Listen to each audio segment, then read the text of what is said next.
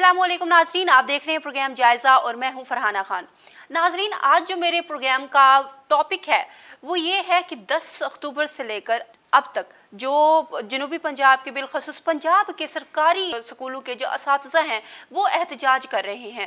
मुतअद्दिद असातिज़ा को लाहौर में एहतजाज करते हुए गिरफ्तार कर लिया गया है, जिसके बाद ये जो एक एहतजाज की तहरीक थी वो ज़ोर पकड़ गई है। अब देखना ये है कि मुल्तान में असातिज़ा ने स्कूलों की तालाबंदी करके एहतजाज करने पर मजबूर कर दिया गया है। शुजाबाद, बहावलपुर, डेरा गाजी खान के जितने भी असातिज़ा हैं उन्होंने स्कूलों की तालाबंदी करके एहतजाज शुरू किया हुआ है। अब उनके जो बात है उनमें सबसे पहले तो ये कि जो सरकारी स्कूलों को प्राइवेटाइज किया जा रहा है वो ना किया जाए। दूसरा ये कि लिव इनकेशमेंट जो है वो उनके मुतालबात जो है तस्लीम किए जाएं। और दूसरी बात ये कि हमने ये देखा है कि जो भी हुकूमत आती है, हुकूमत को लगता है कि जो शोबा सरकारी शोबा खसारे में जा रहा है उसको ना आप प्राइवेटाइज कर दो या उसको बेच दो या उसकी निजकारी कर दो। लेकिन ये स्कूल वो वाहिद दरसगाह है, ये वाहिद चीज़ें हैं जो कभी भी खसारे में नहीं जाती, क्योंकि सबसे पहले तो ये आपके मुस्तकबिल के कौम के मेहमानों को तालीम से आरास्ता करते हैं ताकि वो आगे चल के पाकिस्तान के मुफीद शहरी बन सकें। और जो बनते भी हैं ये असातिज़ा ही होते हैं जो हर शोबे के मर्द जन को, मर्द ख़वातीन को तालीम से आरास्ता करते हैं, उनको तालीम देते हैं ताकि वो आगे चल के अपने अपने शोबों में कामयाबी हासिल करके पाकिस्तान की तामीर और तरक्की में काम करें। लेकिन कौन सी वजूहात इनको दरपेश हैं, कौन से ऐसी चीज़ें हैं जो ये खुद एहतजाज करने पे मजबूर हुए हैं, आज ये हमारा टॉपिक है। हमारे साथ इस वक्त जो ब्रेक से पहले मेहमान हमारे साथ मौजूद होंगे वो हैं डॉक्टर कमर अब्बास साहब हैं। आप हेड मास्टर हैं जलीलाबाद शुमाली मुल्तान के। और दूसरे जो मेरे साथ मुअज़्ज़िज़ मेहमान और मुअज़्ज़िज़ हमारे उस्ताद हैं वो हैं जाफिर अली अवान साहब। आप भी हेड मास्टर हैं हाई स्कूल लाबर के। आप दोनों को मैं वेलकम कहती हूँ। थैंक यू जी, शुक्रिया जी। सबसे पहले आप बताइए कि डॉक्टर कमर साहब, क्या ऐसे आप लोगों के मुतालबात हैं जो आप चाहते हैं कि हुकूमत उसको कबूल करे? मैडम, ये दुनिया भर में ये देखा गया है कि जो महकमा तालीम होता है, एजुकेशन डिपार्टमेंट होता है किसी भी मुल्क का, उस पे उसकी जो सबसे पहली तरजीहात में होता है महकमा तालीम, और उस पे इन्वेस्टमेंट सबसे ज़्यादा की जाती है और तवज्जो सबसे ज़्यादा दी जाती है और उस पूरे सिस्टम पर भरपूर तरीके के साथ काम किया जाता है। और ताकि जो वहाँ पे नई नस्ल हमारी एक परवान चढ़नी होती है उसने इखलाकी और माशरती तौर पर भी अपना किरदार अदा करना होता है और प्रोफेशनली भी आगे जाके मुल्क की बागडोर संभालनी होती है। तो सबसे बड़ी तरजीह तरक्की याफ्ता ममालिक की जो है वो तालीम होती है। लेकिन अफसोस की बात है और बड़ी दुख की बात है कि हमारे मुल्क में उस तरह से नहीं है, तरजीहात में शामिल नहीं है। फैसिलिटीज़ के एतबार से देख लें तो सरकारी अदारों पे वो तवज्जो नहीं है, जिस तरह से बजट होना चाहिए बहुत ज़्यादा वो सर्फ नहीं किया जाता। तो हम इस पे आते हैं जो अब लेटेस्ट इशू चला हुआ है, सरकारी असातिज़ा की जो बहुत सारी मराआत होती हैं उसमें एक लीव इनकैशमेंट होती है जो जब कोई मुलाजिम रिटायर होने लगता है तो उस वक़्त उसको उसकी एक तनख्वाह 1 साल की उसको सैलरी दी जाती है ताकि उसने जो प्लान किया हुआ होता है कि रिटायरमेंट के बाद उसने घर बनाना है या बच्चों की शादी करनी है, तो ये पैसे मिल के ग्रेजुएटी और ये जो लीव इनकैशमेंट है 1 साल की तनख्वाह का मतलब है कि वहाँ पे एक 17 स्केल में काम करने वाले हेड मास्टर या टीचर की वो कोई 20 से 25 लाख 30 लाख के करीब वो बनता है अमाउंट जो उसको रिटायरमेंट के वक्त मिलती है और ग्रेजुएटी मिलती है। और फिर जो उसकी ग्रेजुएटी और पेंशन की जो रेशो होती थी पहले वो बहुत ज़्यादा होती थी, अब उसमें भी कटौती की जा रही है कि वो जो बेसिक सैलरी होगी उसकी को एवरेज निकाल के पहले रनिंग बेसिक पे ये सारी मराहत मिलती थी। अब वो कहते हैं कि जी ये नहीं, रनिंग एक तो लीव इनकैशमेंट नहीं मिलेगी और दूसरा ये कि जो दूसरी मराहत हैं, ग्रेजुएटी है या पेंशन है, ये भी जो है बेसिक सैलरी की रेशो से मिलेगी। तो वो बहुत फ़र्क पड़ जाता है, बहुत ज़्यादा कम हो जाएगी।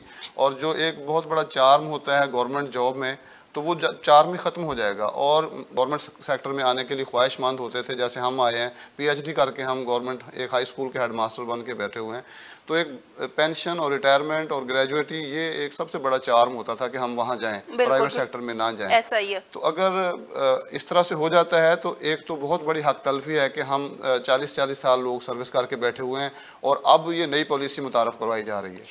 अच्छा, मैं यहाँ से आपसे सवाल पूछना चाहूँगी कि ये जो ग्रेजुएटी पेंशन और लिव इनकेशमेंट की बात हो रही है, ये तो आई थिंक कि तकरीबन 4-5 साल पहले भी बात हुई थी कि अब जो नए असातिज़ा भर्ती होंगे उनको ना तो पेंशन मिलेगी, ना ग्रेजुएटी मिलेगी और ना ही उनको लिव इनकेशमेंट मिलेगी। जाफिर साहब, आप बताइएगा। जी मैम, बहुत शुक्रिया। उस वक्त ठीक था मामला कि जो नए असातिज़ा के लिए जो उनके कॉन्ट्रैक्ट में चीज़ें लिखी गई एयूज़ की शक्ल में या एसएसटी की शक्ल में, वो एक लिखी हुई चीज़ है। उनका भी प्रोटेस्ट चल रहा है। उसमें 2018 का एक्ट पास हुआ है तो उनके लिए थोड़े मसाइल हैं। एक्ट क्लियर होगा तो फिर जहाँ तक हमारी सूरत हाल है, हमारे आर्डर्स में और हमारे जहाँ भी मरात मतलब जब हम ज्वाइन हमने किया तो कहीं भी ये नहीं लिखा हुआ था कि ये वाली मरात आपकी काट दी जाएंगी।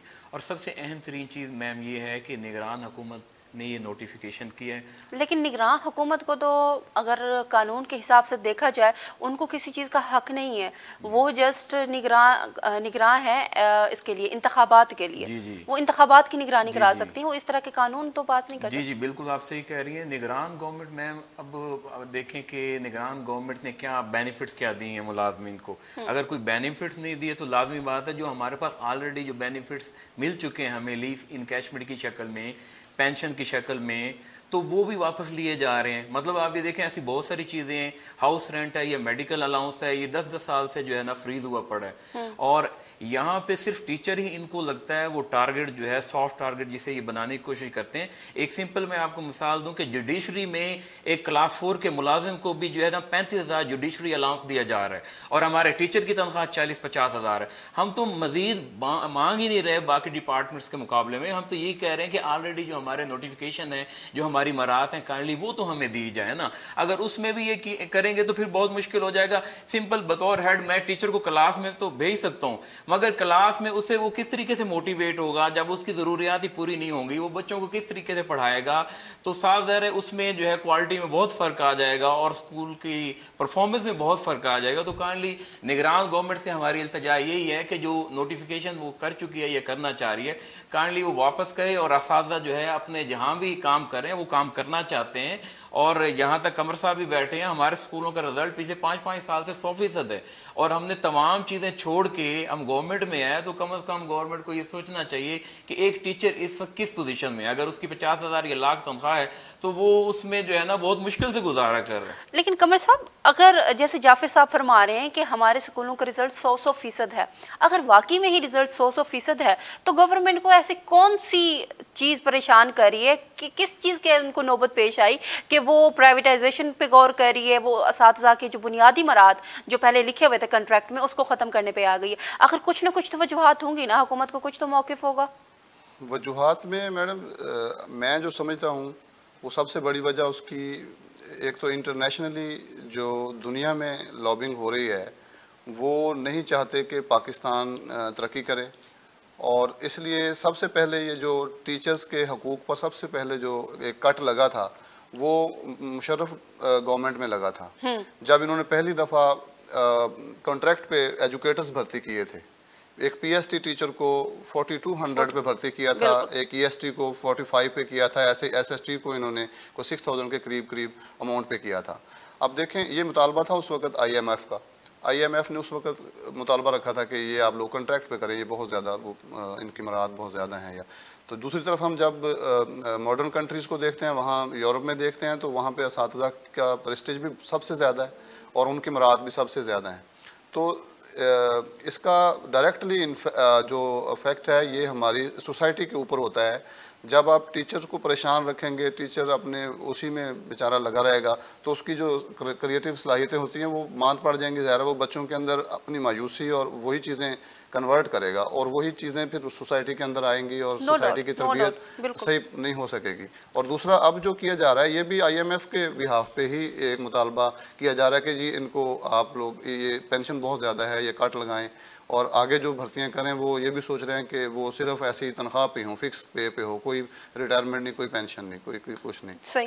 तो ये इंटरनेशनली भी हमें देखना चाहिए कि इंटरनेशनली प्रेशर है और प्रेशर इसलिए है कि पहले ही इतना बच्चा हमारा आउट ऑफ स्कूल है पंजाब का और पाकिस्तान का। जब इस तरह की सूरत हाल हो जाएगी और फीस दे के हर बंदे ने पढ़ना है, तो आप देहातों में जो गुर्बत इतनी फैली हुई है, वो लोग आप कामों को तरजीह देंगे, कभी भी वो एजुकेशन की तरफ अपने बच्चों को नहीं लेके आएंगे। और जो आपका सवाल था कि ये क्यों इनके, ये इसलिए करते हैं कि ग्राउंड रियलिटीज़ से नावाकिफ़ हैं। ये कोई भी ऐसा नहीं होता कि वो इतना कोई पीएचडी वज़ीर तालीम बैठा हो या वज़ीर आला पीएचडी बैठा हो जो इस माशरे को भी समझता हो और तालीमी निज़ाम को भी समझता हो। ये सारा का सारा कोई भी नाकामी अगर आती है इस फील्ड में, तो वो समझते हैं कि असातिज़ा का और हेड्स का ही कसूर है, जबकि ऐसा नहीं है। बहुत सारे अवामल हैं जिनकी वजह से अगर स्कूल गवर्नमेंट के पीछे गए हैं, तो उसमें सबसे बड़ी इनकी पॉलिसीज़ हैं। हमारी मुख्तलिफ गवर्नमेंट्स जो आती रही हैं, इनको पता ही नहीं है कि पॉलिसीज़ कैसे बनानी है जो इनको बूस्टअप करे अदारों को। सही, लेकिन यहाँ मैं ना आपसे कुछ इख्तलाफ करना चाहूँगी, माजरत के साथ। वैसे मेरा बनता नहीं है, क्योंकि आप मेरे उस्ताद हैं, मेरी कौम के उस्ताद हैं, आप मेरे लिए काबिल इज़्ज़त हैं। वो ये कि मैंने बेसिकली जो अपनी तालीम हासिल की पहली जमात से लेकर 8वीं जमात तक, वो भी मैंने सरकारी स्कूल से ही ली। मैं उसका नाम नहीं लूँगी क्योंकि वो मुझे अभी भी बहुत अजीज़ है। और मेरे वालिद साहब माशाल्लाह से अभी भी उसी स्कूल में अपनी सर्विस सर अंजाम दे रहे हैं और वो अब रिटायरमेंट के करीब हैं।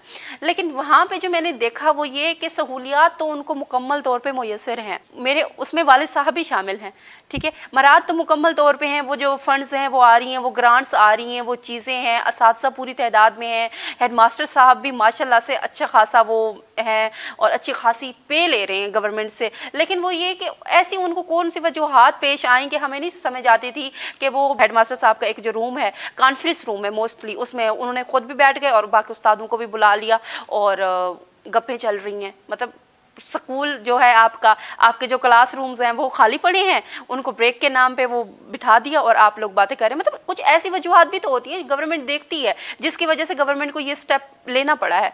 आप जी मैम, उसमें ऐसे है कि कहीं कोई ऐसी मिसाल मिल जाए, मगर जब से हमने बतौर टीचर भी रहे, बतौर हेड भी ज्वाइन किया, तो मेरा ज़ाती ख्याल ये है कि अगर जैसे फ़ंड्स की आपने बात की, तो फंड भी नाकाफ़ी हैं। आप उस नाकाफ़ी फ़ंड में आप ये देखें कि हमारे पास अगर एक क्वार्टर में 1 लाख NSB मिलता है, तो 1 लाख या 1.25 लाख में आप ये उसमें आपने बिजली के बिल भी भरने हैं, आपने पूरा स्कूल का इंफ्रास्ट्रक्चर भी उसका ख्याल रखना है, आपने रिपेयरिंग भी। मतलब ये जो फंड के मामला है ये तकरीबन मैम ना होने के बराबर है। 600-700 अगर स्कूल की तादाद है और उसको 3 महीने के लिए 1 लाख रुपए मिले, वो किस तरीके से हैंडल करेगा? अच्छा, दूसरी ये भी तो है कि सरकारी स्कूल में तालीम का मियार वो नहीं है। आजकल जो वालिदैन है वो अपने बच्चों को सरकारी स्कूल में भेजना ही नहीं चाहते। वो कहते हैं एक तो उस्ताद पढ़ाते नहीं है और दूसरा 20 रुपए के फीस पे हम अपने बच्चों को क्या पढ़ाएंगे, वो आगे चल के क्या अपने वो करेंगे। उनकी ये जो सोच है ये एक लंबे अरसे के बाद बनी है, एक लंबे अरसे की अदम तवज्जोही के बाद बनी है। गवर्नमेंट की लापरवाही और पॉलिसी मेकर्स की तवज्जो ना देने की वजह से बनी है। देखिए मेरा स्कूल है, अगर वहाँ बिजली जाती है और 60 बच्चा स्कूल के अंदर बैठा हुआ है तो जनरेटर तो ऑन नहीं होगा। साथ एक स्कूल प्राइवेट है, उसमें बिजली जाती है तो जनरेटर ऑन हो जाता है। मेरे स्कूल में पिछले 4 साल से नर्सरी से लेके 5th क्लास तक 6 क्लासें होती हैं, लेकिन 3 साल से कोई PST टीचर नहीं है। वो मैंने तो नहीं देना, ये पॉलिसी मेकर्स ने देना है, गवर्नमेंट ने देना है। जब आप एक स्कूल में 3 साल तक क्लास नर्सरी से लेके 5th तक कोई टीचर ही नहीं देंगे, तो वो कैसे कंपटीशन करेगा उस स्कूल का। फिर हम लोग खुद करते हैं उसका, कोई NSB से कोई टीचर रख ली, फंड्स भी इतने नहीं होते कि हम 3 के 3 ही रख लें। वो एक टीचर हमने NSB से रखी, एक टीचर हमने अपनी पॉकेट से सब असातिज़ा ने मिला के वो एक ग्रेजुएट वहाँ पे गांव से हायर करके वो रखी। तो देखें जनरेटर ऑन नहीं होता, साथ वाले स्कूल में जनरेटर ऑन होता है, बच्चे वहाँ जाएंगे। हम PhD होल्डर हैं, सर MPhil हैं, मोस्टली जो स्टाफ है हमारे सरकारी स्कूलों का, तो वो वेल एजुकेटेड है। वहाँ पे एक FA पास BA पास टीचर है, उसने क्या बच्चों को सिखाना होता है। रिजल्ट्स इसलिए कंपैरेटिवली उनके अच्छे हैं, उसकी वजह सिर्फ़ और सिर्फ ये है कि सोसाइटी की क्रीम वहाँ जाती है, जिनके बच्चे घर में भी ट्यूशन लेते हैं, स्कूल में भी अच्छे मतलब वो पढ़ाई होती है, उसके बाद वो रिजल्ट्स अच्छे आ जाते हैं। आज एक बहुत अच्छे स्कूल का स्टाफ हमारे पास आ जाए तो सारी पोजीशंस गवर्नमेंट स्कूल की होंगी। हमारे पास वो स्टाफ आता है जो बेचारों के पास खाने के लिए भी कुछ नहीं है, घर में जाते हैं तो बच्चों ने काम करना है, शाम तक काम करना है, फिर थोड़ा सा टाइम निकालना है उन्होंने तो ये जो लंबे अरसे का एक प्रोसेस हुआ है वो उसमें टीचर्स और हेड्स का कसूर नहीं है, उसमें पॉलिसी मेकर्स का कसूर है। पॉलिसी मेकर्स क्यों नहीं देते? जहाँ पे 60 बच्चे बैठे हुए हैं वहाँ पे एक पंखे के लिए जनरेटर नहीं प्रोवाइड कर सकते? गवर्नमेंट है, एक आम सा छोटा सा प्राइवेट अदारा वो जनरेटर का अरेंज कर सकता है, तो हमारे पास वो फैसिलिटीज़ क्यों नहीं है? और मतलब डेकोरेटेड स्कूल्स क्यों नहीं है? नर्सरी क्लास में अगर हमारे पास बीकन हाउस वाली वहाँ पे सहूलतें हों, हर कमरे में LED लगी हुई हो और बेहतरीन किस्म का फर्नीचर हो, तो फिर वो इलाके के लोग क्यों फीस भरेंगे? जहाँ PhD हेडमास्टर बैठा हुआ है, जहाँ MPhil असातिज़ा बैठे हुए हैं, तो वो कैसे बच्चे वहाँ नहीं भेजेंगे? मैं अपने स्कूल की मिसाल देता हूँ कि हमारे पास हाई स्कूल अपग्रेड 2020 में हुआ और हाई स्कूल की बिल्डिंग नहीं आई, और हम उसी पुरानी बिल्डिंग में बिठा रहे हैं एलिमेंट्री और प्राइमरी की। और उसमें भी मज़े की बात यह है कि उसमें से 6 से 7 कमरे डेंजरस हैं, मीन डेंजरस कमरों में हम बच्चों को बिठा रहे हैं। साधारण है, वालिदैन ये चीज़ देखते हैं कि अगर हमने बच्चों को भेजना है तो आया कि उस इमारत इस काबिल है कि हमने सबसे वालिदैन की सबसे कीमती अदा उसके बच्चे हैं, क्या वो चाहेंगे कि डेंजरस जो है बिल्डिंग में भेजें? तो ऐसी बहुत सारी चीज़ें हैं जो गवर्नमेंट की तरफ से अगर की जाए, एड और टीचर अपनी तरफ से मैं पूरी कोशिश कर रहे होते हैं कि जो क्वालिटी भी बेहतर हो, बच्चे अच्छे तरीके से लर्न भी करें, मगर इंफ्रास्ट्रक्चर की जो डेवलपमेंट है या उसमें फंड वगैरह अगर वो प्रॉपरली मिले। और इवन कि आप हैरान होंगे कि मोर देन जो है 40% जो स्कूल हैं पंजाब के वो गैर हेड के चल रहे हैं, इंचार्ज हेड चला रहे हैं, और 1 लाख से 2 लाख तक असातिज़ा की सीटें खाली पड़ी हुई हैं जो 2018 के बाद फिल नहीं हुई। मतलब ये बहुत सारी ऐसे इंडिकेटर और बहुत सारी ऐसी चीजें हैं जिनको अगर किया जाए तो फिर हमें एक बेहतर सूरत हाल नजर आएगी और सोसाइटी का हमारे ऊपर एतमाद बढ़ेगा। बिल्कुल। जाफिर साहब, कमर साहब, आप बताइए कि प्राइवेट तो करने की बात हो रही है, अब अगर हम एग्जांपल लेते हैं वापडा की, वापडा के अपने मुलाजमीन बिजली चोरी में मुलव्वस हैं। ये कुछ अर्सा पहले बिजली चोरी के खिलाफ जो क्रैकडाउन सिलसिला जारी किया था उसमें ऐसे होशरबा इंकशाफात सामने है कि उसको जो मुलाजमीन है ऊपर से लेकर निचले तक जो तबका है वो यूनिट्स चोरी कर रहा है, लेकिन वहाँ पर हुकूमत खामोशी इख्तियार कर लेती है, आँखें बंद कर लेती हैं। लेकिन अगर जहाँ पर उनको नजर आए कि सरकारी स्कूलों के असातिज़ा की नेगलिजेंसी है तो वहाँ पर उनको पकड़ लिया जाता है। इसके खिलाफ किसी ने कोई बात की? चूंकि आप दोनों हेडमास्टर एसोसिएशन जनूबी पंजाब के सुप्रीम लेवल के मेंबर भी हैं, तो कभी इस पे बात की आप लोगों ने? जी बिल्कुल, हम आवाज़ अपनी उठाते रहते हैं इन तमाम मामलात पे। असल में आप पाकिस्तान के जितने भी, मेरी अपनी सोच ये है कि पाकिस्तान हमारे मुल्क के जितने भी मसाइल हैं, आपने वापडा की बात की, इस तरह से दूसरे महकमा जात जो हैं वो भी अगर सब देखा जाए तो वो सारा काम पॉलिसी मेकर्स और हमारी अशराफिया पर जाता है। यानी कि जो वापडा का बंदा चोरी कर रहा है उसका जो अफसर है उसकी जो मेन की पोस्ट पे बंदा बैठा होता है, चीफ मैपको, वो किसी न किसी मिनिस्टर ने लगवाया हुआ होता है, किसी न किसी अशराफिया के मेंबर ने लगवाया हुआ होता है, और वो उसके बिहाफ पे वहाँ पे सारी करप्शन कर रहा होता है। ये वो खुद नहीं कर रहा होता है। एक बंदा आम बेचारा मुलाजम हो, उसको पता हो कि मैं तो पकड़ा जाऊँगा, तो जिसको पता होता है कि मेरे पीछे मिनिस्टर बैठा हुआ है, मेरे पीछे पूरी अशराफिया बैठी हुई है, उसके पीछे वज़ीर-ए-आज़म बैठा हुआ है, वो लोग धड़ल्ले से बगैर किसी खौफ के वो चोरी बिजली कर रहे होते हैं। और इसी तरह से दूसरे मसाइल भी पाकिस्तान में जितने भी हैं, इनके डांडे सिर्फ जाके अशराफिया से मिलते हैं। इनकी मराद देख लें आप इनकी जो MNA MPAs और सेनेट के मेंबरान और सेनेट के चेयरमैन और ये सारे के सारे इनकी सिक्योरिटी पे अरबों रुपए खर्च हो जाते हैं, और वहाँ पे इनको कट लगाना याद नहीं आता। इनको कट लगाना याद आता है उस टीचर पे जो बेचारा 60 की क्लास में सारी उम्र हबस में बैठ के इनके बच्चों को, गरीबों के बच्चों को पढ़ाता है, वहाँ इनको कट लगाना याद आता है, क्योंकि वो बेचारा कुछ कर नहीं सकता। अगर कुछ करता है, आप देखें पुरअमन हमारा एहतजाज था, अगीगा पूरे पाकिस्तान के जो मुलाजमीन है पंजाब के, उनकी वो एक जमात है तमाम एम्प्लॉइज़ की, वो पुरअमन तरीके से वहाँ पे सड़क पे बैठ के एक साइड पे वो एहतजाज कर रहे थे। मेरी ख़वातीन, हमारी बहनें, हमारी माएँ वहाँ पे एहतजाज कर रही थी। 2 दिन एहतजाज नहीं गुजरा तो वहाँ पे धावा बोल के उनको गिरफ़्तार कर लिया, उनको डंडे मारे गए। तो ये कहाँ का इंसाफ है? ये मुल्क है या ये कोई ऐसी बात है कि जहाँ पे असातिज़ा की ये रिस्पेक्ट है? जब असातिज़ा को देखेंगे कि ये रिस्पेक्ट है माशरे के अंदर, तो इनका इंटरनेशनल इमेज क्या जाता है? इनका कसूर अपना है सारा, पैसे ये खा गए मुल्क के, करप्शन इनकी साबित शुदा है सारी जमातों की और सारे हुक्मरानों की। लेकिन जब इनको सबसे ज़्यादा परेशान इनको करते हैं जो लोग काम कर रहे हैं, ईमानदारी के साथ काम कर रहे हैं, PhD करके तनख्वाहों पे, थोड़ी थोड़ी तनख्वाहों पे बैठे हुए हैं, इसलिए कि आगे जाके चलो पेंशन ग्रेजुएटी मिलेगी, वो भी उनको मसला हो रहा है। जब इस तरह से मसला हो जाएगा तो फिर आगे जाके इस मुल्क के लिए अभी थोड़ा हालात ठीक हैं, लेकिन अगर इस तरह की फ्रस्ट्रेशन ये पैदा करेंगे तो ये सब लोगों को पता है कि ये जो गवर्नमेंट बैठी हुई है, ये गवर्नमेंट किसने बिठाई हुई है। ये जिन्होंने बिठाई हुई है उनको भी लोग वोट नहीं देंगे। ये ऐसा नहीं है कि लोगों को पता नहीं है कि मोहसिन नकवी को किसने बिठाया है। ये जिसने बिठाया है, जिस जमात ने बिठाया है, उन लोगों को भी 0 वोट पड़ेगा इंशाल्लाह अगर ये इसी तरह से करेंगे। तो इनको होश के नाखन लेने चाहिए गवर्नमेंट को। और बहरहाल हमारी भी यही दुआ है कि हुकूमत आप लोगों के मुतालबात तस्लीम करे और आप इसी पोस्ट पर रह के जो आपका हक है बुनियादी तौर पे वो उसको अचीव करें। जाफर साहब, मैं जाते जाते आपसे पूछना चाहूँगी कि आप लोगों ने मुतालबात सामने रख दिए, गवर्नमेंट के एहतजाज करने पर मजबूर हैं, सरकारी स्कूलों की तालाबंदी कर दी गई है, लेकिन इस ऐसे में बच्चों का भी हर्ज हो रहा है तालीम का। एक तो वैसे उनको पहले मियारी तालीम नहीं मिल रही थी, अब भी वो हर्ज हो रहा है। इसका असर ये पड़ेगा कि वालिदैन अपने बच्चों को निकाल लेंगे सरकारी स्कूल से।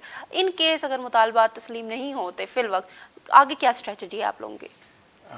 आगे हमारी स्ट्रेटजी जो है बड़ी क्लियर है। मतलब ये कि जो हमारे एहतजाज था पुरअमन था और उसको गिरफ्तारियां की गई, फिर नज़रबंदी की गई, फीमेल्स को पकड़ा गया, मगर अब ये हमारे जो जितनी भी यूनियन हैं वो इस पे इत्तफाक है उनका कि तमाम मुलाजमी चाहे वो किसी भी महकमे से हो, तो जब तक हमारे मुतालबात नहीं माने जाते फिल वक्त यही डिसीजन है कि इसको हम कैरी ऑन करेंगे।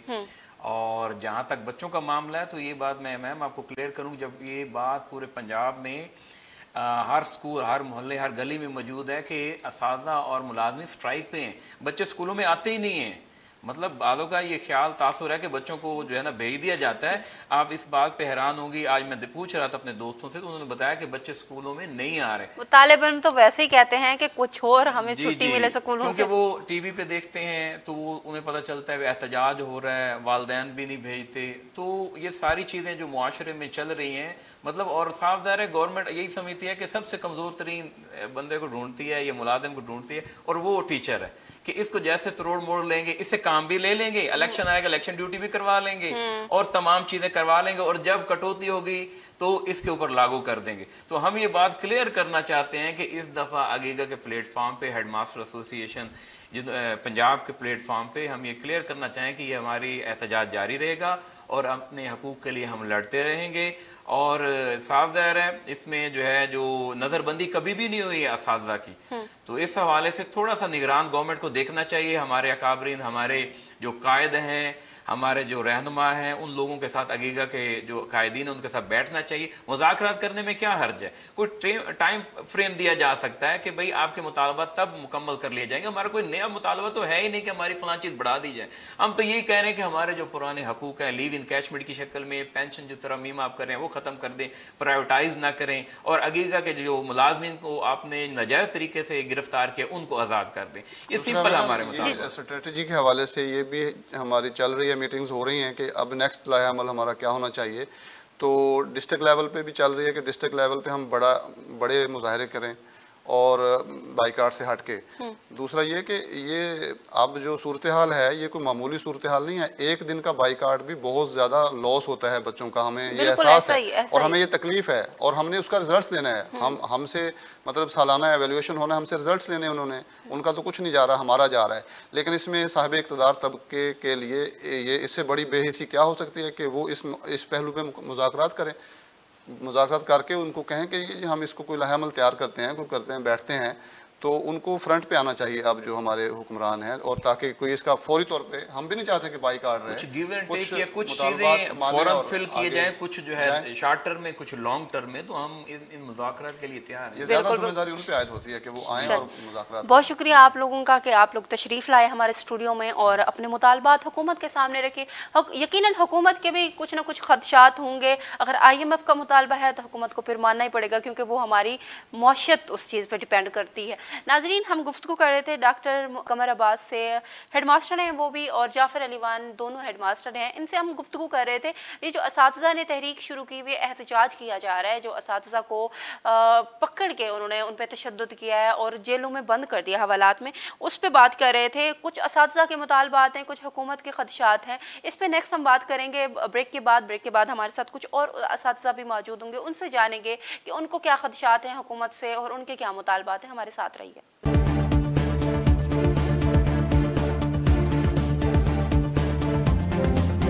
वेलकम बैक नाजरीन, आप देख रहे हैं प्रोग्राम जायज़ा और मैं आप लोगों के साथ फरहाना खान। नाजरीन, हम ब्रेक से पहले गुफ्तगू कर रहे थे कि पंजाब के जो सरकारी स्कूलों के असातिज़ा हैं एहतजाज कर रहे हैं, क्या उनको ऐसी वजूहात हैं जिसकी वजह से वो मजबूर हुए हैं एहतजाज करने पे। हमारे साथ ब्रेक से पहले मेहमान मौजूद थे। इसके अलावा दूसरे जो हमारे साथ मेहमान हैं महबूब अशरफ साहब हैं, आप ये president young heads association Punjab और इसके अलावा वाइस प्रेसिडेंट हैं हेड मास्टर एसोसिएशन सूबा पंजाब के, और इसके अलावा रियाज अहमद आसिफ साहब हैं, ये सदर head master and principal association ज़िला मुल्तान के हैं। आप दोनों को भी मैं वेलकम कहती हूँ अपने प्रोग्राम में।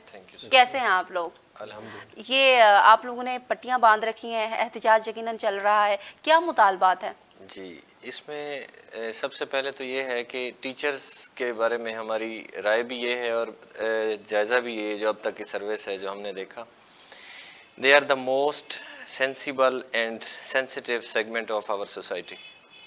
वो खामखा कभी भी एजिटेशन पर या एहतजाज की तरफ आते ही नहीं हैं। वो बेहद सब्र का मुजाहरा करते हैं और उसके बाद जब वो सब्र का पैमाना लबरेज हो जाता है तो फिर वो पीसफुल प्रोटेस्ट की तरफ आते हैं। हम भी पीसफुल प्रोटेस्ट की तरफ ही हैं। यही वजह है कि पट्टियाँ बांध के हम अपनी आवाज़ को जहाँ हमसे हो सकता है हम आगे पहुँचा रहे हैं। तो इसमें 3 बड़े मसाइल अब जो हमें सामना करना पड़ रहे हैं। कौन से? सबसे पहले बड़ा जो मसला है वो है हमारा पेंशन के हवाले से।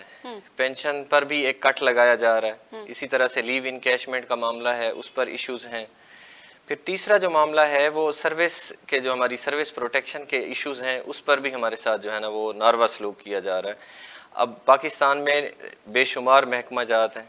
अब उन महकमों में जो सर्विस का तरीक़ाकार है डे फर्स्ट से फेडरल में स्पेशली हमारे साथ के जो लोग FPSC के थ्रू सेलेक्ट होकर आए वो डे फर्स्ट से रेगुलर, और इसी तरह से जो हमारे PPSC के थ्रू कुछ लोग कॉलेजेस में आए वो डे फर्स्ट से रेगुलर आते हैं, जबकि हमारे स्कूल एजुकेशन डिपार्टमेंट में जो लोग हैं वो लोग वो नहीं आते, वो रेगुलर नहीं आते। उनकी सर्विस जो है ना वो 4-4, 5-5 साल की सर्विस का उनका इशू है। तो बहरहाल इस वक्त जो मामला चल रहा है, इस वक्त तो वो हुकूमत जो हमारी लीव इनकैशमेंट और इसी तरह से पेंशन, इन चक्करों में इन मसाइल को जो है ना उन्होंने हमें इन मसाइल से दो चार किया है। तो इस चीज़ पर प्रोटेस्ट चल रहा है। तीसरा स्कूलों का जो एक है प्राइवेटाइजेशन वाला मामला, वो एक अजीब सी सूरत हाल वो भी पैदा हो गई है। तो पहले 3 जुल्म जो हमारे साथ चल रहे थे वो अलग से, और चौथा जो ये है ये अब स्टूडेंट्स के साथ भी साथ ही शुरू हो। रियाज साहब, आप बताइएगा कि अगर स्कूलों को, सरकारी स्कूलों को प्राइवेट कर देते हैं, इसमें आई थिंक तो कोई मसला ही नहीं है। आप लोग वैसे रहेंगे, बच्चे भी वैसे तालीम हासिल करते रहेंगे, लेकिन हो सकता है कि उसमें जो एक सिस्टम है, सरकारी सिस्टम है सरकारी स्कूलों का, वो मज़ीद बेहतर हो जाए। तो इसमें हर्जी क्या है प्राइवेटाइजेशन में? मैडम, आपका शुक्रिया, आपने हमें मौका दिया हमारे जो मसाइल हैं उसको हाईलाइट करने का। तो जो आप निजकारी के हवाले से कह रहे हैं, ये गवर्नमेंट, कोई भी गवर्नमेंट हो उसकी ज़िम्मेदारी है 2 चीज़ें प्रोवाइड करना, एक सेहत और एक तालीम। और हमारी गवर्नमेंट इन दोनों चीज़ों से भाग रही है। न वो सेहत पे तवज्जो दे रही है, जो प्राइवेट जो हॉस्पिटल है उनको प्राइवेट करना चाह रही है। अब देखें, किडनी सेंटर है उसको बनाया गया लेकिन उसको NGO के हवाले कर दिया गया। अब आगे हमारे एजुकेशन पे, अब हमारे जो इदारे हैं ये खरबों रुपए की मालियत के इदारे हैं, अरबों नहीं, खरबों की उसके इंफ्रास्ट्रक्चर है, लेकिन वो उन हाथों में देना चाहते हैं, उनको बेचना चाहते हैं जो लोग बाद में हमारे स्टूडेंट से 5-5, 10-10 हज़ार रुपये फीस लेंगे। जो कुछ मालियत है, जो जायदाद है, जो प्रॉपर्टी है वो गवर्नमेंट की है, लेकिन उनको दे के फिर बाद में वो उन्हीं लोगों ने हमारे से ही पैसे इकट्ठे करके और उस पर कमाई करनी है। तो मेरा जो स्कूल का बच्चा है, मेरा जो मुल्क है वो अफोर्ड नहीं कर सकता प्राइवेट स्कूल सिस्टम को। मेरे मुल्क का जो सूरत हाल है वो 20 रुपए हम बच्चे से लेते हैं, वो भी बच्चा पे। लेकिन माजरत के साथ हमारे मुल्क का जो बच्चा है या जो वालिदैन है वो 20 रुपए भी नहीं है उसके देने के मुतहमिल नहीं है। आप देखें प्राइवेट स्कूलों में तादाद ज्यादा है बच्चों की बनिस्बत सरकारी स्कूलों में, वो ये भी तो एक वजह है। हमारे यहाँ अगर उसको कैलकुलेट कर दिया जाए तो हमारे यहाँ वो बच्चे जो है ना वो ज्यादा तादाद में है। जो प्राइवेट बच्चे हैं जिनके रोजगार है वो तो लोग जा रहे हैं अपने बच्चों को वहां लेके, हमारे पास वो बच्चा आ रहा है जो उनको कोई वसाइल नहीं, आमदनी के वसाइल। और अक्सर हमारे जो इदारे हैं, जाके आज भी आप विजिट कर रहे हैं, हमारे असातिज़ा कराम वो 20 रुपए अपने पल्ले से दे के बच्चों को वहां रखा हुआ है। और उसके साथ साथ हमारे टीचर साहबान, हमारे हेडमास्टर साहबान उसको वर्दी, यूनिफॉर्म और किताबें लेके देते हैं। गवर्नमेंट ने पहले जो है ना, इसी तरह थोड़े दिन पहले उन्होंने एक नारा लगा दिया जी, पहले हमें 2006-07 से वो बुक्स दे रहे थे, फ्री बुक्स। उस वजह से बच्चों को कुछ बेहतरी आ रही थी, लेकिन अब वो बुक्स भी अगले साल से वो बंद कर दी हैं, साथ में उनको प्राइवेट करने जा रहे हैं। ये इदारा तो ये जो मुल्क बन रहा है ये तो गरीब के लिए तो नहीं रहा। अब यहाँ पे तो गरीब का बच्चा तालीम ही हासिल नहीं कर सकेगा, गरीब का बच्चा तो वो मजदूरी ही करता रहेगा, अब वो आगे नहीं निकल सकेगा। आपको बहुत सारे लोग मिलेंगे जो आप डीसी कमिश्नर है, ये गवर्नमेंट के इदारों से पढ़े हुए हैं, जो पुराना सिस्टम है उसमें देखें गवर्नमेंट इदारों से पढ़े हुए हैं, उन्हीं की वजह से बच्चे ये जो हमारे जो बड़े ऑफिसर बैठे हैं ब्यूरोक्रेट, वो उसी इदारों से पढ़ के यहाँ निकले हैं। अब जो है ना वो नहीं चाहते कि गरीब का बच्चा पढ़ के कोई ब्यूरोक्रेट बन जाए, कोई डीसी बन जाए, कोई कमिश्नर बन जाए, कोई सेक्रेटरी बन जाए। वो ये चाह रहे हैं कि ये सिस्टम सिर्फ बड़े लोगों के लिए किया जाए, और बड़े लोगों का इसी तरह ही होगा कि उन इदारों को प्राइवेट किया जाए, वो उन हाथों में दिया जहाँ बहुत बड़ी फीसें होंगी, और फीसों से जो है ना हमारे जो कौम है वो अफोर्ड नहीं कर सकती। अब आपने देखा हमारे लाखों बच्चे जाके सड़कों पे रोल रहे हैं, होटलों पे काम कर रहे हैं, कारखानों में काम कर रहे हैं, हमारे पास वसाइल नहीं है, इसके बावजूद गवर्नमेंट उसकी तरफ तवज्जो नहीं दे रही। और आपने देखो कि 2018 से लेकर 2023 तक हमारे कितने बच्चे मास्टर PhD MPhil करके वापस आए, उनको कोई जॉब नहीं दी गई। उस जॉब के साथ साथ तो हम वो बर्दाश्त कर रहे थे, लेकिन अब अगला हाथ जो ओछे हाथ कंडे पे आ गया, अगला उन्होंने ये कर दिया कि इनसे इदारे छीन लो, ना ये बच्चे पढ़ेंगे ना हमसे क्लेम करेंगे कि हमें जॉब दो, हमें कोई रोजगार दो। सही हो गया। अच्छा, आप लोग एहतिजाज करें लीव इनकेशमेंट, ग्रेजुएटी, पेंशन को लेके, ये भी आप लोगों के मुतालबात में सबसे अहम पॉइंट है। आप ज़रा बताइएगा कि लीव इनकेशमेंट है क्या दरअसल। पेंशन का तो सबको पता है, ग्रेजुएटी के बारे में भी बता दीजिएगा जिस पर अब हुकूमत कट लगाने जा रही है। अच्छा, मैं आपको ये बता दूं, ये जो अब हमारे मुतालबात हैं लीव इनकैशमेंट, पेंशन और ग्रेजुएटी, ये हमारे अब दूसरे नंबर पे आ गए। हमारी जो प्रायोरिटी है वो निजकारी के खिलाफ हो रही है, क्योंकि हमने अब सिस्टम को बचाना है और गरीब मुल्क है इस गरीब मुल्क के बच्चों को पढ़ाना है इस सिलसिले में। क्योंकि हमने तो एक नारा लगाया हुआ है कि हमने तो दुश्मन के बच्चों को पढ़ाना है, हम तो अपने बच्चों के लिए भी तालीम का हक छीन रहे। हमने अपने बच्चों को दुश्मन के बच्चे समझ लिए ना, वही मैं बता। हाँ, ये इस्लाह है, समझने की जरूरत है। दूसरी बात यह है, जैसे आपने कहा लीव इनकैशमेंट, लीव इनकैशमेंट वो है मैडम कि हम सालाना हमें परमानेंट किस्म की छुट्टियां मिलती हैं, वो हम बचा के रखते हैं। अगर हेड है तो उसको 48 डेज होते हैं सालाना, वो हम नहीं लेते। एंड पे जाके जब रिटायरमेंट होती है तो उस वक्त हमें वो 365 डेज हमें इकट्ठे करके वो तनख्वाह की शक्ल में देते हैं। अच्छा, तो वो जो है ना अब गवर्नमेंट ये चाह रही है कि हम जो है ना जो इकट्ठे तनख्वाह जाके देते थे उसको ख़त्म कर दिया जाए।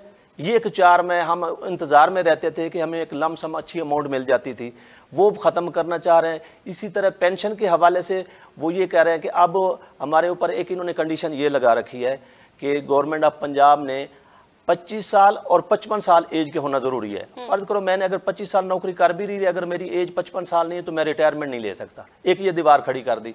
अगर मैं 25 साल से ऊपर चला जाता हूँ, फ़र्ज़ करो मैंने 30 साल नौकरी कर ली है, तो उन्होंने कहा जितने साल आप 25 साल से ऊपर नौकरी करेंगे हर साल का आपको 3% आपकी पेंशन में से काट लिया जाएगा। अच्छा, यानी मेरे 30,000 अगर मंथली पेंशन बन रही है तो उसमें 15% वो काट लिया जाएगा कि मैंने 5 साल एक्स्ट्रा जॉब क्यों की है। हालांकि मैंने तो उनको बहुत कम पेमेंट पे मैंने जॉब दी है, अपनी सर्विस दी है, मैं तजर्बा भी रखता था हर चीज़। नया बच्चा अगर ले आते तो उसके लिए तो वो उसको तनख्वाह ज़्यादा देना पड़ती थी, मैं तो उसी तनख्वाह में से काम कर रहा था जो पहले चल रहे थे, लेकिन वो भी ख़त्म कर दी। इसी तरह ग्रेजुएटी के हवाले से हमारी जो इनिशियल फ़र्ज़ करो मैं 17 में भर्ती हुआ हूँ और मैं पहुँच गया उसके मैक्सिमम स्टेज पर, तो जब मैं रिटायर हूँगा तो वो उन्होंने पूरे 36 माह की तनख्वाहों की एवरेज निकाल के जो बहुत कम बनेगी और वो उसकी मुझे ग्रेजुएटी की शक्ल में वो पेमेंट करेंगे।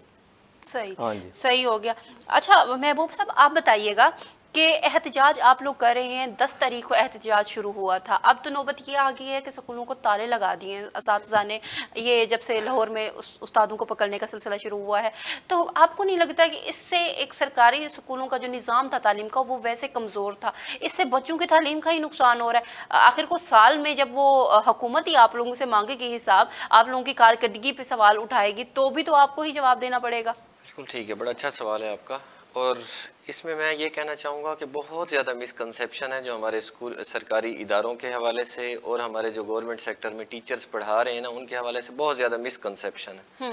अब सबसे पहली मिसकंसेप्शन जो आम तौर पर लोग फैलाते हैं वो ये कहते हैं कि ये लोग पढ़ाते ही नहीं हैं, ये मुफ्त के जो है ना ये हरामखोरी करते हैं या ये छुट्टियां जो एंजॉय करते हैं, इस तरह के कुछ सवाल। ये सरकारी स्कूलों के असातिज़ा के बारे में कंसेप्ट बनाओ। जी जी, ये कंसेप्ट मैं थोड़ा सा क्लियर कर दूं।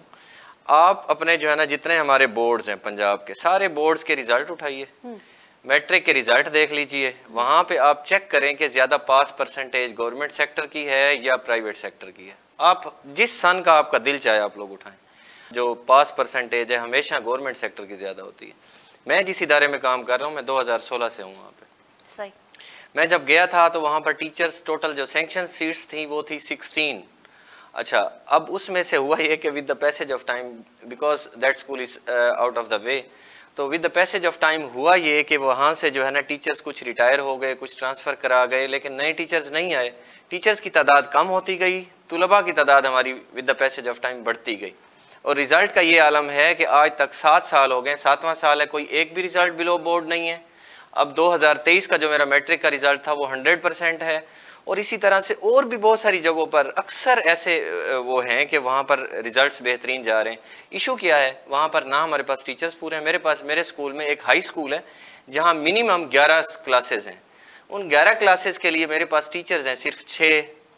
और वो देहात का इलाका है, वहाँ से पढ़े लिखे नौजवान मेल्स या फीमेल्स वो मिलते भी नहीं हैं। वो 5-6 हज़ार रुपये ये कहते हैं रख लें, वो 5-6 हज़ार रुपये कोई नहीं आता आजकल, जैसे महंगाई का दौर है।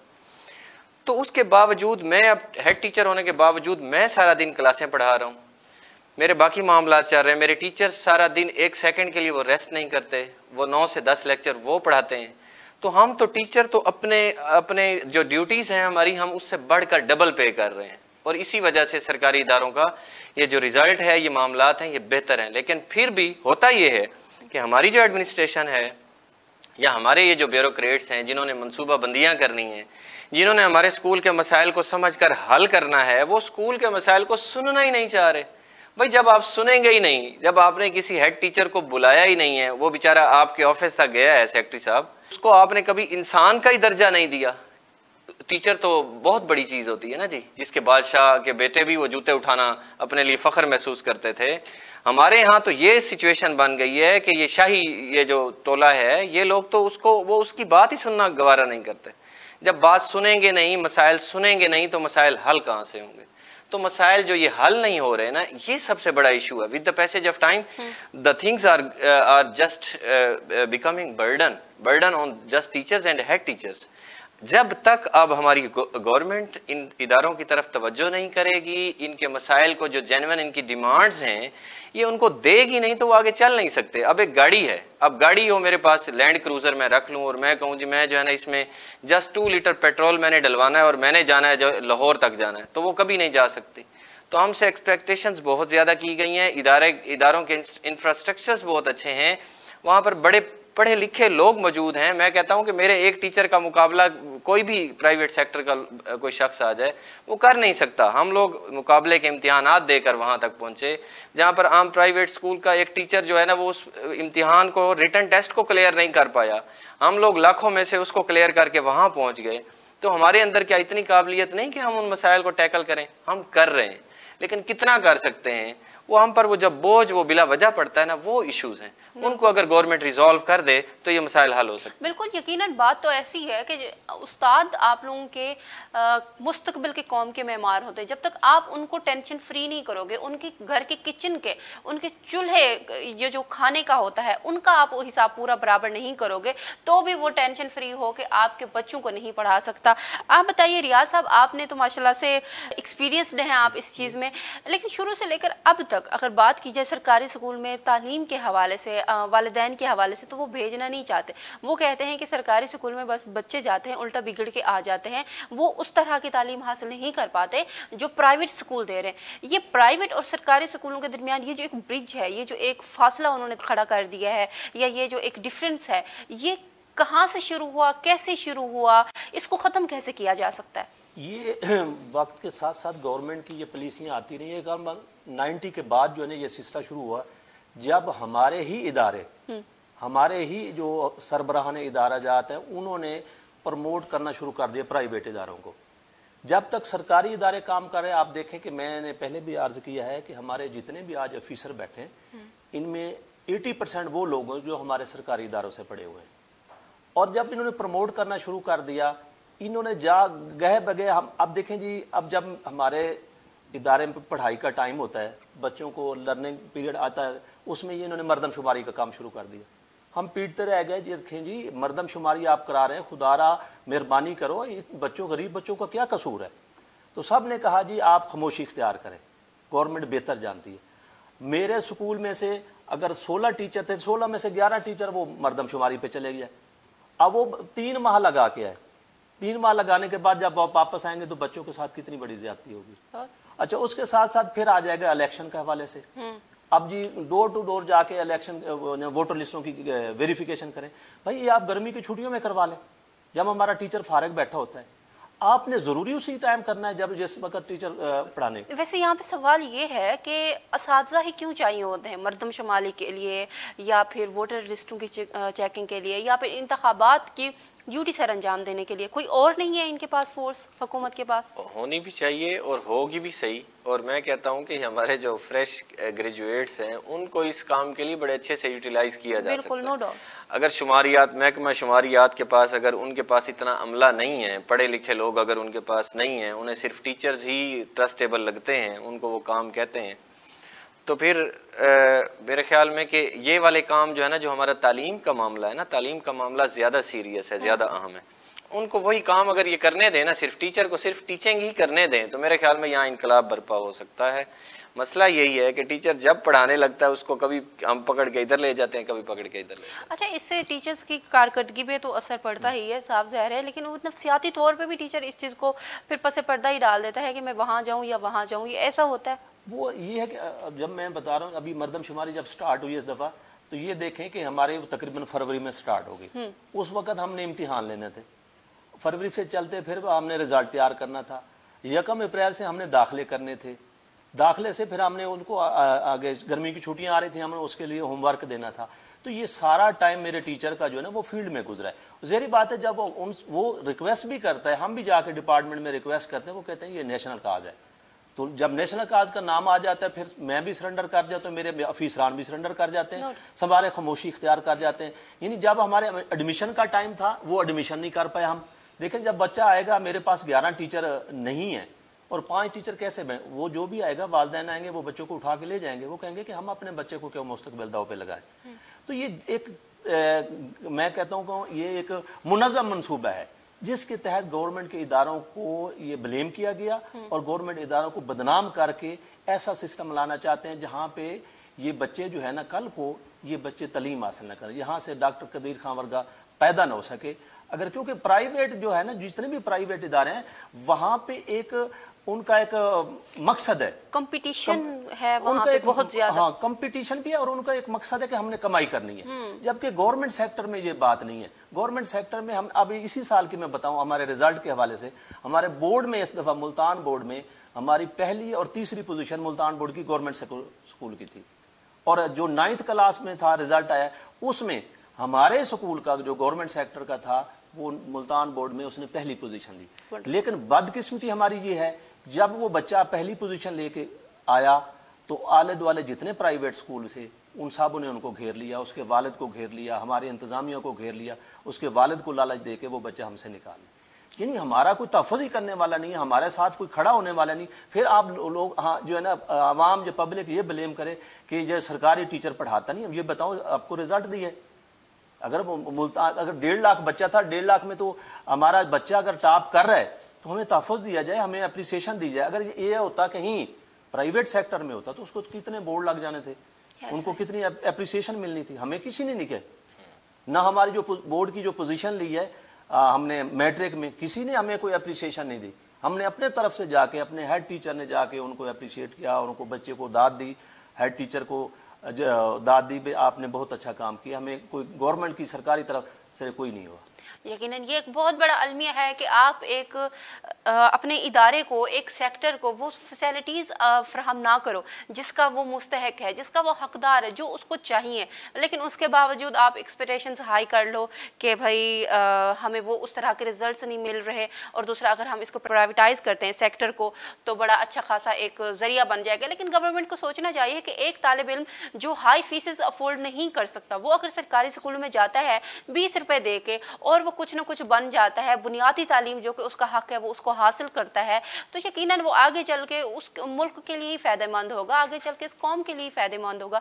इस चीज़ को गवर्नमेंट को लाजमी देखना चाहिए। बहरहाल अगर निगरान हुकूमत ने कुछ फैसला किया है तो कुछ सोच समझ के ही किया होगा, लेकिन एक तरह से जो जुल्म किया जा रहा है असातिज़ा के बुनियादी हुकूक पे, वो तो हम भी नहीं चाहेंगे, वो तो कोई भी नहीं चाहेगा कि वो इस तरह से हो। हम ब्रेक लेते हैं यहाँ पे, ब्रेक के बाद हमारे साथ और असातिज़ा भी मौजूद होंगे, उनसे गुफ्तगू करेंगे, हमारे साथ रहिए।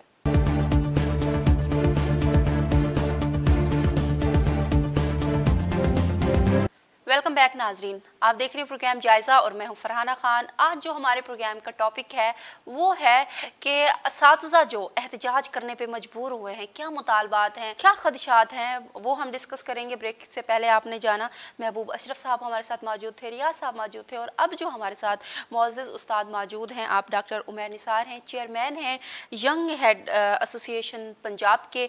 आपको भी मैं वेलकम कहती हूँ। कैसे हैं आप? मैं ठीक हूँ, अल्हम्दुलिल्लाह।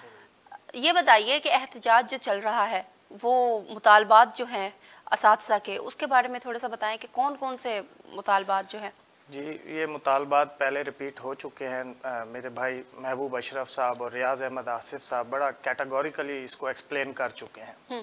बेसिकली इसमें 3 बेसिक मुतालबात हैं। सबसे पहले नंबर पर निजकारी, दूसरे पर लिव इन कैशमेंट और तीसरे पर जो पेंशन रूल्स में कट लगाई गई है ये है। हम जो लिव इन कैशमेंट का कट है और पेंशन रूल्स वाला जो तरमीम है इनको छोड़ देते हैं, नो प्रॉब्लम, ये हमारी ज़ात तक है। हम सबसे पहले आ जाते हैं निजकारी की तरफ, जो कि हमारा इस वक्त सबसे प्राइमरी मैटर है और जिस पर हमारे कायदीन हैं, असातिज़ा कराम हैं, जिन्होंने 10 अक्टूबर यानी ये तहरीक अचानक से शुरू नहीं हुई, इसके पीछे एक पूरा एक नज़रिया था कि जिसमें हमने बारहा कहा हुकूमत को कि ये आप गलत कर रहे हैं।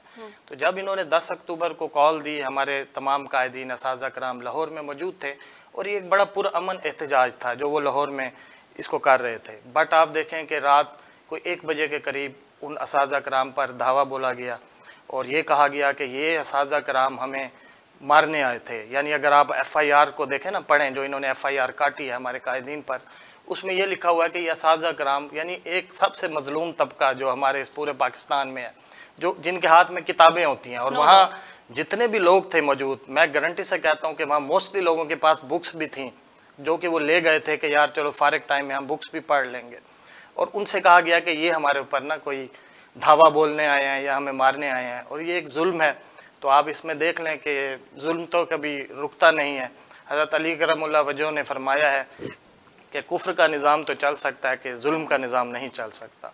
तो ये मेरा ख्याल है कि एक जुल्म किया जा रहा है और वो भी माशरे के सबसे एक सोबर और एक पढ़े लिखे जितने भी तबका है असातिज़ा, यानी कि आप ये देखें कि जितने बड़े बड़े हमारे ऑफिसर्स हैं, चाहे हम अदालतों में देख लें, आर्मी में देख लें, कहीं भी देख लें, इंजीनियरिंग सेक्टर में, सेहत वाले सेक्टर्स में, ये सब असातिज़ा को, इनको कलम पकड़ना भी असातिज़ा ने सिखाया है। तो अगर ये इस तरह का जुल्म करेंगे तो खुद इनका अपना ज़मीर भी इनको डेफिनेटली मलामत करता होगा, मैं तो ये समझता हूँ। बिल्कुल ऐसा ही है। तो मैं इस वक्त सिर्फ यही कहना चाहूँगा कि निजकारी ये आप ना गरीब के लिए जो है ना तालीम का दरवाज़ा बंद कर रहे हैं और कुछ भी नहीं कर रहे।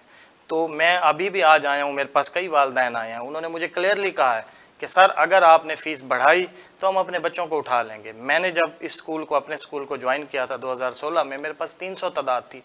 मेरे पास 4 कनाल का स्कूल है, आज उस स्कूल की तादाद 750 है। मैंने बड़ी मेहनत किया उस स्कूल में, गरीब वहाँ पे प्यूरिफिकेशन प्लांट लगाया, वहाँ पर क्वालिटी एजुकेशन को प्रमोट किया है। यही वजह थी कि मेरे साथ वाले जितने प्राइवेट स्कूल्स थे वो बंद हो गए। मेरा स्कूल इस वक्त बड़ा शानदार चल रहा है और रिजल्ट्स बड़े बेहतरीन हैं। यकीनन इसका फायदा तो किसी न किसी हवाले से तो अब वो वालिदैन मुझे कहते हैं कि सर डेफिनेटली, क्योंकि वहाँ मोस्टली वालिदैन जो हैं, किसी कोई रेडी लगाता है, कोई दुकानों पे काम करता है, केयर फैक्ट्री के साथ वहाँ काम करते हैं, उन्होंने कहा हम तो फीस नहीं पे कर सकते, अगर आपने यहाँ लेट्स सपोज कोई किया इस तरह का सिलसिला, हम अपने बच्चों को यहाँ से उठा लेंगे सर, हम फीस नहीं पे कर सकते। तो मेरी एक दफ़ा रिक्वेस्ट है, फिर रिक्वेस्ट बतौर असातिज़ा कि थोड़ा सा ख्याल करें, आप इसको निजकारी की तरफ न ले जाएं, स्कूलों को हमारे साथ बैठें, मामलात हैं, डिस्कस करते हैं, ये सॉल्व हो जाएंगे, कोई इतना इशू नहीं। लेकिन देखिए ये जो स्कूल हैं या कोई भी ऐसा सेक्टर है जो गवर्नमेंट को फ़ायदा दे रहा है माशी तौर पे, माशियत का हाल तो आपके सामने है, शायद आपसे ज़्यादा इस वक्त कोई ना जान सके उस चीज़ को, उसके कितना फ़ायदे हैं कितना नुकसान है, आप बेहतर से जानते हैं। लेकिन जो चीज़ गवर्नमेंट को फ़ायदा दे रही है गवर्नमेंट ने उसी चीज़ को रखना है, जो चीज़ नुकसान दे रही है गवर्नमेंट ने उस पर हाथ रखना है, चाहे वो स्टील्स मिल्स हों, बाकी दूसरे इदारे हों, इवन के वो तो PIA की निजकारी की बातें हो रही हैं, ये शायद हो भी जाए वक्त करीब में, क्योंकि वो फ़ायदा नहीं दे रही। तो आपको लगता है कि गवर्नमेंट स्कूलों के नतायज वो उस तरह से नहीं दे रहे गवर्नमेंट स्कूल जो हुकूमत को चाहिए, या असातिज़ा की कोई कारकर्दगी ऐसी है जो गवर्नमेंट को खटक रही है, या और वजूहात हैं कोई? देखें जी, सबसे पहले इस पर आ जाते हैं, ये पहले भी बात हो चुकी है, जो आइन है ना, आइन का आर्टिकल जो 25 है वो ये कहता है कि ये रियासत की जिम्मेदारी होती है कि तालीम और सेहत ये उन्होंने प्रोवाइड करना है, और हमारा वो ये है कि जो 10वीं जमात यानी कि सेकेंडरी लेवल तक ये रियासत की जिम्मेदारी है कि वो तालीम दे।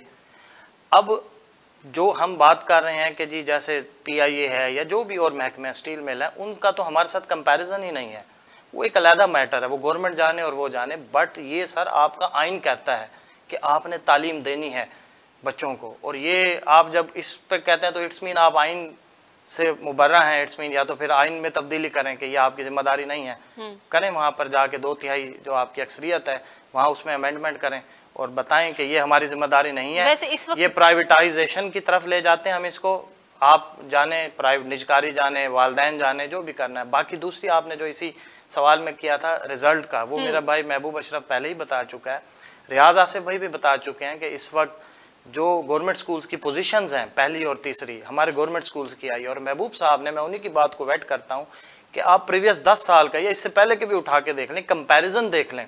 देखें प्राइवेट स्कूल के पास, मैं एक सिंपल सी मिसाल देता हूँ कि 2000 बच्चा आया ना, आप कभी उनसे पूछिएगा, उनके ना 40-50 बच्चों का बोर्ड लगा होता है, उनसे पूछिएगा अगर 2000 बच्चों में से 40 बच्चों के 500 से ऊपर नंबर आए हैं कि जो बाकी 1960 बच्चा है उनका क्या बना है, आप सिर्फ उनसे ये पूछें सवाल। ये तो बड़ा सवाल है। उनमें से आधे से ज्यादा, मैं गारंटी से कहता हूँ 50% से ज्यादा लोगों की सप्लियां होती हैं जिनको वो शो ही नहीं करती। लेकिन आप उनसे जरा पूछ लीजिएगा रिजल्ट्स, कि आप अपने पूरे बच्चों का हमें रिजल्ट्स बताएं क्या है।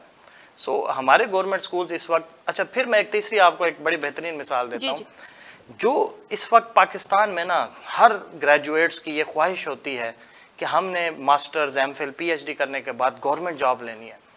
आपका जो सबसे ज़्यादा ट्रेंड एक्सपर्ट तबका है ना, वो आपका गवर्नमेंट स्कूल्स में है। जो मैं उन असाजा से भी माजरत करूँगा, बट जिनकी गवर्नमेंट जॉब नहीं होती, ख़ास तौर पर ऐसे जो जिनकी 2nd या 3rd डिवीजन होती है, वो मोस्टली नहीं अचीव कर सकते, क्योंकि यहाँ मेरिट होता है। गवर्नमेंट शुरू से ही मेरिट को फोकियत दे रही है। हमारे पिछले 10 सालों से देख लें, जो ही हाई मेरिट के लोग हैं वो सब गवर्नमेंट स्कूल्स में आए हैं। तो आप एक कैसे कंपैरिजन कर सकते हैं कि जो शानदार एक अपने आउटस्टैंडिंग रहा है अपनी पूरी तालीमी कैरियर के अंदर, और वो प्राइवेट सेक्टर में उसने 1 साल पढ़ाया है, जैसे उसको गवर्नमेंट जॉब मिली है वो फ़ौरन गवर्नमेंट जॉब की तरफ स्विच कर गया, वो प्राइवेट सेक्टर में नहीं ठहरा। सो इट्स मीन आपके पास बहुत ही ज़्यादा पढ़ा लिखा तबका है जो गवर्नमेंट स्कूल्स में मौजूद है, और बड़ा एक्सपीरियंस तबका है जो मेहनत कर रहा है बच्चों के ऊपर। फ़र्क सिर्फ यही है कि प्राइवेट स्कूल्स का जो बच्चा है ना, मैं आज आपको ये क्लियरली, मैंने बड़ी कैटेगोरिकल इन चीज़ों को देखा है। प्राइवेट स्कूल के बच्चे को पढ़ाने के साथ उसके वालिदैन शाम में ट्यूशन्स देते हैं, उसके लिए ट्यूटर का, अकेडमीज़ का, हर तरह का उसके ऊपर ठीक ठाक पैसा। जबकि जो हमारे पास बच्चा आता है वो सुबह जो किताब हमने उसको सबक दिया, क्लास में पढ़ाया है, वो वैसे ही बैग लेके जाएगा, सुबह हमारे पास आएगा, और मेरे असातिज़ा फिर सुबह पहले पीरियड में 0 पीरियड लगा के अगर कोई बच्चा रह गया उसका होमवर्क कंप्लीट कराएंगे, उसको याद कराएंगे, फिर अगला सबक पढ़ाएंगे। यानी डबल मेहनत करते हैं, क्योंकि उनके पास तो नहीं है ट्यूशंस पढ़ाने के पैसे, उस तरह से फैसिलिटीज भी नहीं है उन बच्चों के पास। सो दैट्स वाई हम बहुत मेहनत कर रहे हैं, और पोजीशंस, रिजल्ट्स, ये इसका मुंह बोलता सबूत है इस वक्त जो भी है। No doubt. अब आखिरी सवाल ये है कि अगर हुकूमत इन मुतालबात को तस्लीम नहीं करती और चली जाती है, आपने जो उन्होंने फैसले कर लिए हैं, तो आगे क्या लाहेअमल होगा? देखें जी, जो आगे का लाहेअमल है वो हमारे जो लीडरान हैं इस वक्त वो डेफिनेटली कोई ना कोई लाहेअमल देंगे। देखें एहतजाज जो है वो तो शुरू हो चुका है, और ये रुकने वाला नहीं। मैंने जैसे पहले कहा कि ये तो जुल्म हो रहा है इस वक्त, और जुल्म का निज़ाम चल नहीं सकता, सीधी सी बात। हुकूमत से भी मेरी यही गुजारिश है, बड़े अदब के साथ हम उनके तमाम जो भी वो हमें हिदायत देते हैं हम उनके पाबंद हैं वो करने के, बट मेरी उनसे गुजारिश है कि आप बतौर एक केयर टेकर गवर्नमेंट हैं, आपका काम है कि इलेक्शन को मुनक्किद करवाना, आप इलेक्शन करवाएं। अगर आप कहते हैं कि वाकई ये पिछली हुकूमत की पॉलिसी है जिनको हम आगे इम्प्लीमेंट कर रहे हैं, ये आप ना करें, इसको उनको आने दें, बाकायदा इलेक्शन हो जाए, वो आएँ, वो फिर देखते हैं कि वो जो भी होगा डेफिनेटली, क्योंकि जो एक इलेक्टेड हुकूमत होती है ना, वो एक बड़ी मफामत परस्त होती है, वो बैठती भी है, हमारी बात भी सुनती है, चीज़ों को देखती भी है, वो डेफिनेटली कोई ना कोई रास्ता निकालेंगे। तो इस वक्त आपसे गुजारिश यही है अदब के साथ कि आप इसको फ़ौरन बंद करें। हमारे जितने भी कायदीन हैं, हमारे असाज़ा कराम हैं जिनको आपने इस वक्त कैद किया हुआ है, कोई भी जो भी कानून के तहत, आप उनको फौरी रिहा करें, हमारे साथ बात करें। हम बड़े पुरअमन लोग हैं, हम आपके साथ इंशाल्लाह मिल के चलेंगे और इसकी तरक्की में एक बड़ा अहम किरदार अदा करेंगे इंशाल्लाह। यकीनन, नो डाउट। और नाज़रीन, ये बात तो आप भी जानते हैं, हम भी जानते हैं, और गवर्नमेंट भी अच्छे से जानती है कि असातिज़ा माशरे का वो तबका है जो सबसे ज़्यादा पुरअमन और सबसे खामोश रह के काम करने वाले होते हैं, और जो माशरे को हमेशा सुधार के रास्ते पे लाते हैं। अब देखना यह है कि असातिज़ा की इस एहतजाजी तहरीक में और गवर्नमेंट के अपने जो फैसले हैं उनको पूरा करने के दरमियान जो बच्चों का हर्ज हो रहा है, सरकारी स्कूलों के जो तालीमी जो निज़ाम है वो मुकम्मल तौर पे ठप हो गया है, क्योंकि तालाबंदी करके असातिज़ा एहतजाज करने पे मजबूर हैं। गवर्नमेंट एज यूजुअल अपने वही काम कर रही है कि जो भी एहतजाज करने के लिए जाता है उसको पकड़ के जेल में डाल देते हैं। अब देखना यह है कि जो बच्चों का नुकसान हो रहा है तालीमी तौर पे, उसको कौन पूरा करेगा, और इस दरमियान जो बच्चे हैं वो किस तरह से अपने तालीम के सिलसिले को जारी रख पाते हैं। अपनी मेज़बान को इजाज़त दीजिए, इंशाल्लाह अगले प्रोग्राम में मुलाकात होगी। अपना ख्याल रखिए, अल्लाह हाफिज़।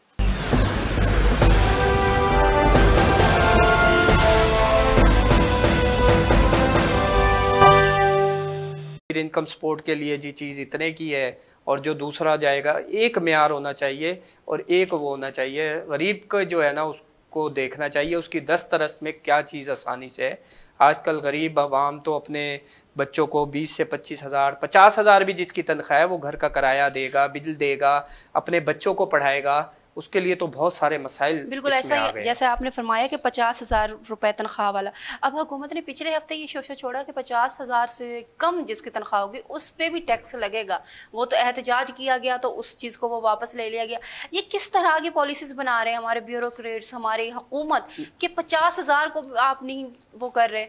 नहीं, हमारे पास तो पॉलिसी मेकर जो है गवर्नमेंट के पास है ही नहीं, ये तो सारे आईएमएफ के गुलाम हैं और आईएमएफ पे चलते हैं। आईएमएफ की डिक्टेशन पे इन्होंने ये टैक्स लागू करा था और आईएमएफ की डिक्टेशन पे ही वापस ले लिया। एहतजाज होने के बाद जब ये बात आगे गई है तो आईएमएफ ने उसको अपने मौक़िफ़ को वापस लिया है।